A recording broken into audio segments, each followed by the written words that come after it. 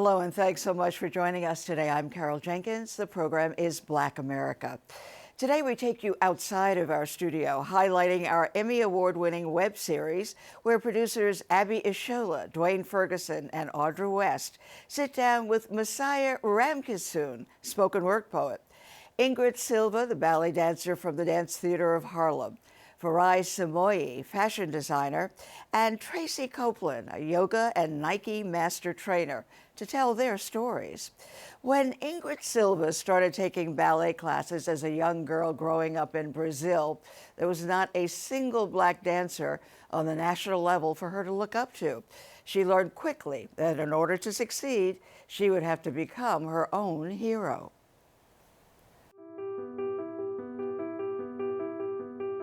Being a dancer is something from another world. Like, not many people get to be a dancer, get to feel like how dancers are.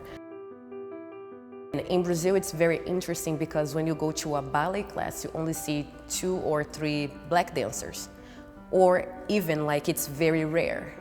Girls, it's almost none. For me, dance has become the biggest part of my life. My name is Ingrid Silva. I'm a professional ballet dancer with the Dance Theater of Harlem. I would never imagine that I would be dancing at Dance Theater of Harlem, traveling all over the world, sharing the art that I've learned, being an example for so many people, even for myself. I am originally from Rio de Janeiro, Brazil. Even if Brazil, it's one of the second biggest country who has Black people, we don't actually have a Black ballerina there, like a real ballerina that you can look up to. We had Mercedes Batista at Teatro Municipal, but she wasn't there much longer, and she has been gone all these years now. So when I started dancing, I didn't have anyone to look up to. And I really loved Ana Botafogo. She's a very international dancer in Brazil, and I've loved always her grace and how beautiful she was. After that, I was like, you know, there is not many people like me out there, and I don't actually feel intimidated by that, but I felt like the work I was putting into it, it made me become something for myself, like another person coming out of you and you look up to that person. So that's how I felt encouraged by that. Ingrid is a very extraordinary individual. Seeing her focus and determination to express herself in this art form of classical ballet is it's one of the most beautiful things I know. I found ballet when I was 8 years old. The place I started dancing, it's called Dançando Pra Não Dançar by Teresa Aguilar in Rio. I've danced there until I was 18 years old. My mom had to quit her job to take me and my brother to those activities because we used to dance after school. It was very hard because my dad was the only one helping, which wasn't any problem, but it's just she dedicated herself to us. So we felt like, you know, why don't take this seriously as in a career and just give back to her work. Where are you going?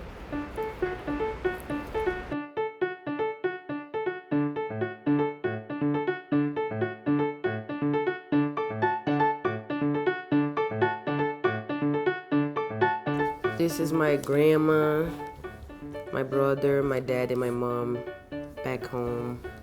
My mom is a very strong person. She has played a very good role in my life, like helping me at every step of the way. I miss her a lot. I wish she could have come see me dance, but I know she's always around. Her energy, the way she, you know, makes me comfortable. One of the teachers that taught at Dançando Pra Não Dançar used to dance at Dance Theater of Harlem. And she came to Brazil, and she said, why don't you audition for Dance Theater of Harlem? And I've never heard of it.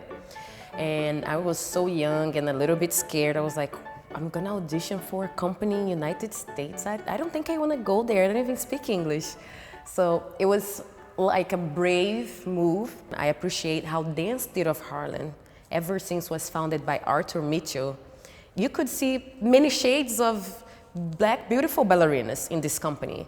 And right now it's a lack in the world. More ways of having dancers, and inclusivity is opportunity, you know? You have to create a platform for dancers or for kids or for a new generation to be able to have access. The problem is we don't have much access. The opportunity has to be where people live and where the need is so we can change things.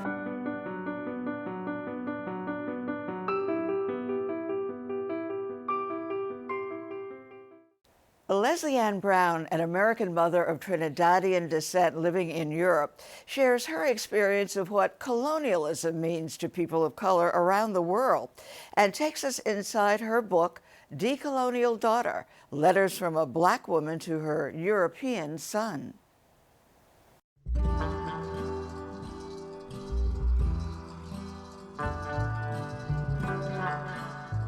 My name is Leslie Ann Brown, and I'm a writer, poet, activist, and educator.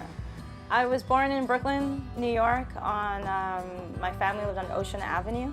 I lived in Brooklyn until I was around 10 or 11, and I went to live with my grandparents in Trinidad and Tobago. As with all children, I was very much influenced by the environment in which I was born. As a young girl, and particularly a young Black girl with the history that we have in the West, one of the things that I was to learn, talking about, referencing something that I write about in the book, is that many of us get sexualized very violently, and that impacts our relationship to our own bodies and to others.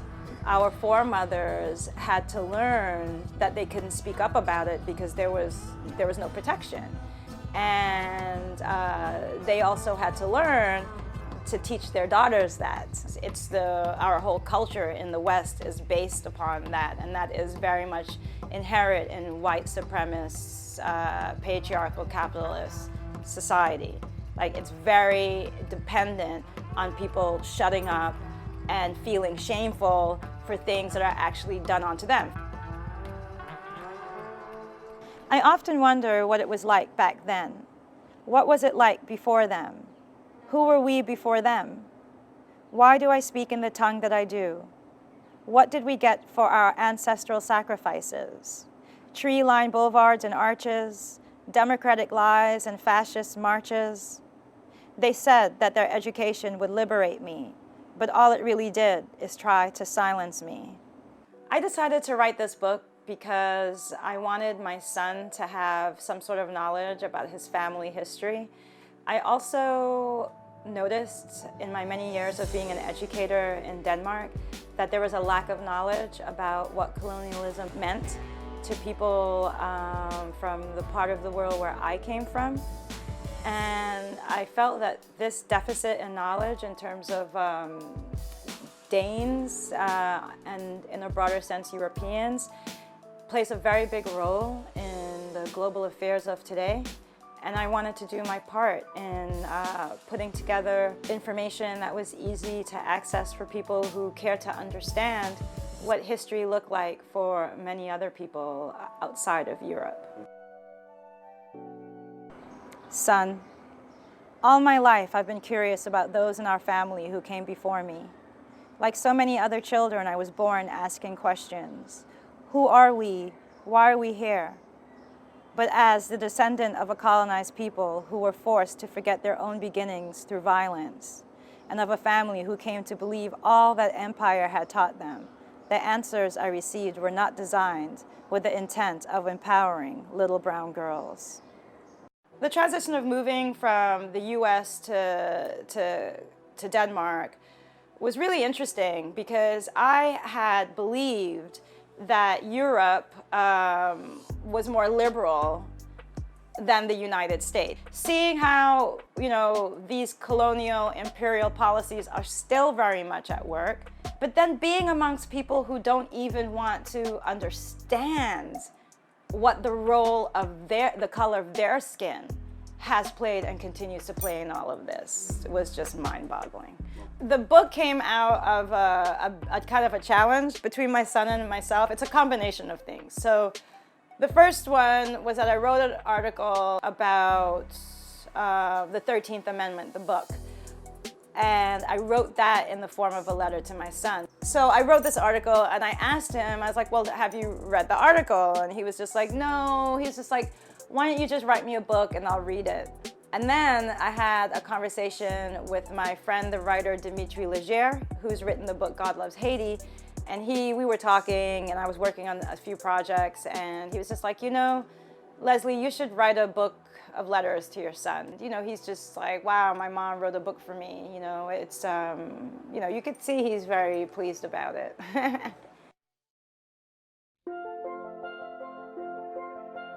The strength and power of Black America lies in our DNA. It's a multi-billion-dollar industry to get us to forget how great we are. Everything you see, you gotta turn it around in order for it to be truthful. So the power structure that we see today, yeah, you know, think about that. What others have attempted to erase is still with us. The waters, if we are still, whisper our stories. We Sun are island people. From the twin nation of Trinidad and Tobago to Manhattan and Brooklyn on Long Island, Maui, Zealand, and Denmark, islands have always been a part of our lives. What is a baby in her mother's womb if not an island, surrounded by the natal waters that speak in a language of memory? After many years as a gymnast, Tracy Copeland found herself always active in sports, from growing up in the Midwest to living in New York City. She now spends her days traveling the world as a dancer, a yoga, and Nike master trainer. My name is Tracy Copeland, and I'm an instructor. I dance, and I'm a Nike master trainer. Day in the life of Tracy Copeland is everywhere.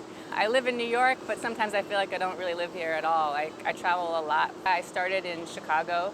That's where I was born. I lived there for about 10 years. Growing up, I was heavily influenced by my mother, my grandfather especially. His name is Harold Albert Winston Tibbs. He grew up during a time where there was a lot of segregation. When he was in the army, he was mistaken for a white man. So I have a lot of stories kind of about him and my mother. Also not realizing what was happening in DC, Jim Crow. That kind of heavily influenced kind of who I was as a person living in the Midwest.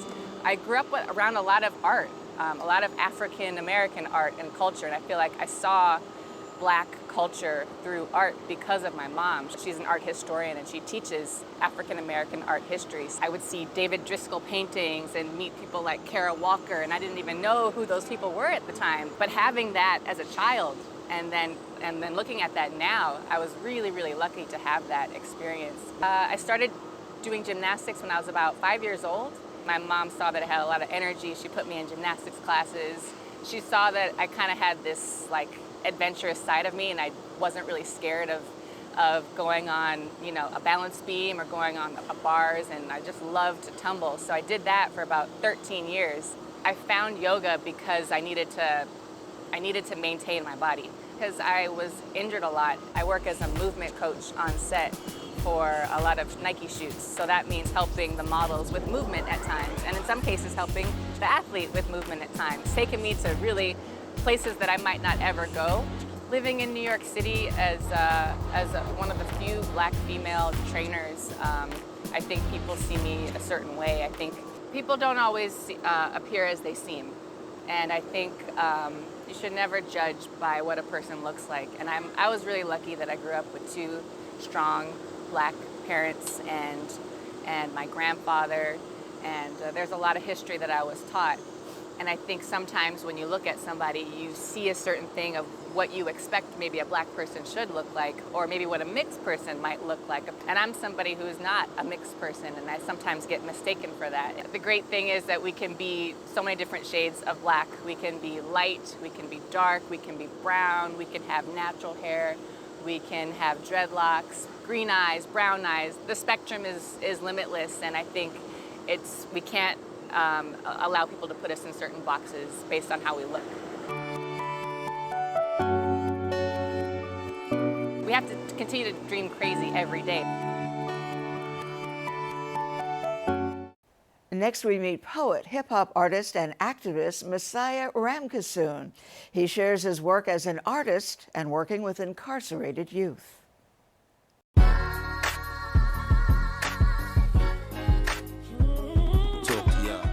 My name is Messiah Ramkissoon. I'm a spoken word poet, hip-hop artist. Gotta keep on continuing. Life is a dirty game, ain't always as genuine. It's like all this adrenaline, watching the clock tick, just so when you win, you can watch from the cockpit. I also work with youth incarcerated, bringing programs into the jails and using mentorship to connect with young people in the criminal justice system.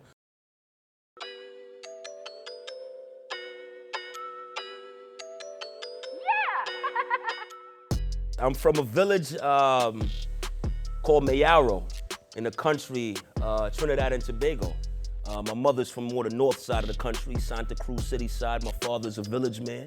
My artistry really became inspired at a very young age. I would say around the age of 4 or 5 years old. My parents split. And so I started writing to express myself. And my writing really took shape in the form of letters to God. My second mother, who I call my spiritual mother, my father's second wife, is an artist.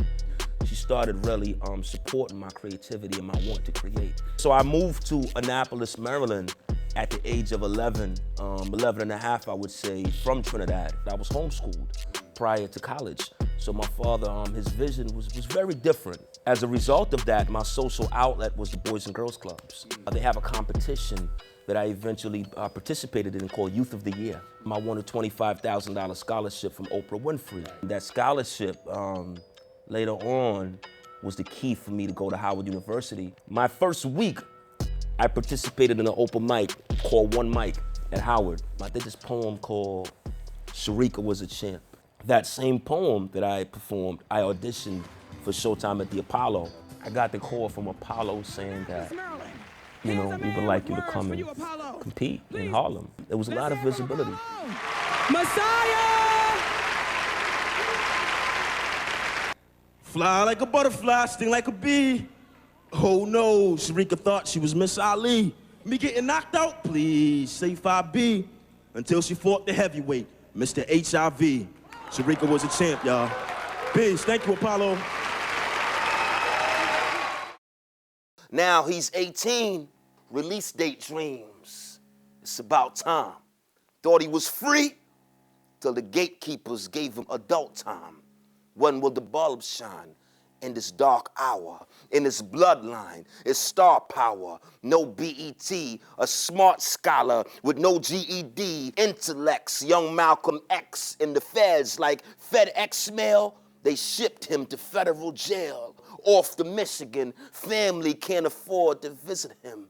Recidivism in the prison system is the heartbeat of Wall Street. I'm responsible for subcontracting other programs to come into the jail and provide support for the young people, man. I wanted to really connect with the prison population because I knew it was a significant population as it relates to young black men. I saw a lot of my peers, a lot of my partners going to jail at a young age. I knew that it was a community that I felt needed special intervention. I'm a firm believer that only us can successfully save us, because you have to fully understand the problem in order to solve the problem, right? It costs $247,000 a year to keep a person on Rikers, right? A year. What if $247,000 could have been put into you from childhood? When we talk about recidivism and resources and money and opportunities, those things are very much needed, very much important, very much pertinent to breaking the cycle. But we have to really start here, because I can put you in front of the right resource, but if the thinking caps don't go on first, it doesn't mean you're gonna sustain it. It's about sustainable change. This is the rebirth. The coming of the kings who built pyramids amongst other things. This is Tupac. Before the role they cast him in. King before bishop, no need for castling. Known for mastering square by square like a mason with the queen adjacent. Our most precious asset, the seed in the bassinet, has been a threat since Jesus of Nazareth, born from triple darkness. That's the Black Knight. Never been a pawn till the dawn of the crack pipe. To all my kings resting, faces on t-shirts, time to live again. This is the rebirth, coming of the kings.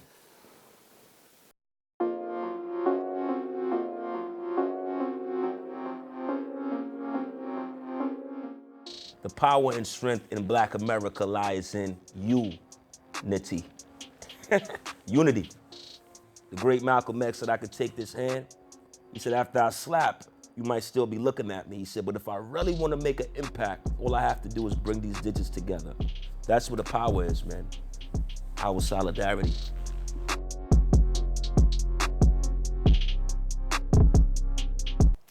After designing for major celebrity brands for over a decade, Farai Samoyi decided to create a brand of her own. The Black America team visited her boutique in the heart of Bed-Stuy, Brooklyn, where she curates ethical and sustainable goods created by global artisans. For me, just being this little African girl, moving to New York City, if you would have told me back then that I would have this beautiful store, I never would have believed it back then.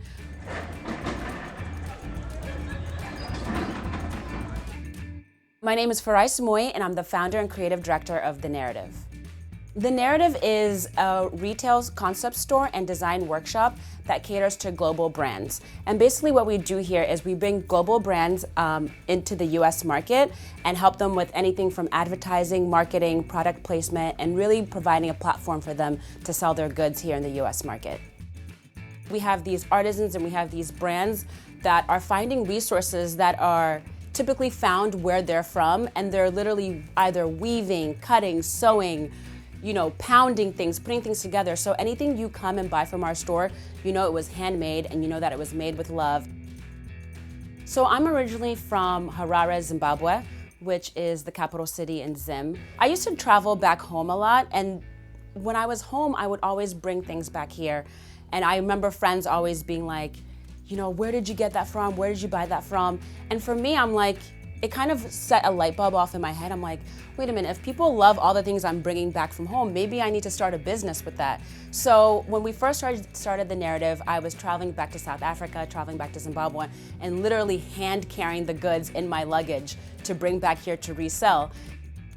As I started my business, I realized that focusing solely on Africa was kind of doing a disservice to the whole global goods sector. I mean, there's so much beautiful artifacts and craft work done in Mexico, in the Philippines, in South America. So for me, I just felt like I needed to build upon that and kind of, step into other arenas of global goods. So we've kind of journeyed into that aspect, and I'm really glad that we did. My family actually moved to the US when I was a child. My father is a chemistry professor, so he got a job working at Brandeis University in Boston. So we actually lived in Boston for a few years, actually went back to Zimbabwe for a couple years, and then finally ended up in Morgantown, West Virginia. When I first started college, I was actually a psychology major, so I didn't even realize that fashion was a career that I could really do well in. But I think that's the beauty about being in this country. You can kind of be whoever and do whatever you want. From graduating college at Morgantown, I moved here to New York City and started my career in fashion.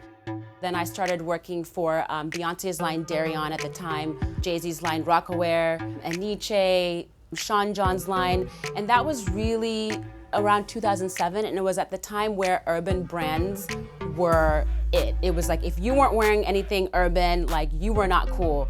And I was fortunate enough to be able to build those companies into multi-million-dollar companies while I was there. Having that experience and sort of having that confidence allowed me to be able to start my own brand. It's really important for me to bring brands that manufacture ethically and sustainably, just because with large corporate companies, there's been a lot of miscommunication in terms of how they develop their goods. And if you're going into a large store and you're finding something in the store for $4.99, please don't buy it. Because if it's $4.99, when you look down the chain, you realize that the person that actually sewed and created that garment was probably paid next to nothing. So for us, it's really important that anything that comes into our store, any person that creates it, they get their fair share. And that's basically the whole concept of fair trade. I've been living in Bed-Stuy, Brooklyn for about 5 years now. But when I first moved, I saw this little store and I would walk by it every single day coming home from work. And in my mind, I would say, that's gonna be mine one day, that's gonna be mine one day, that's gonna be mine.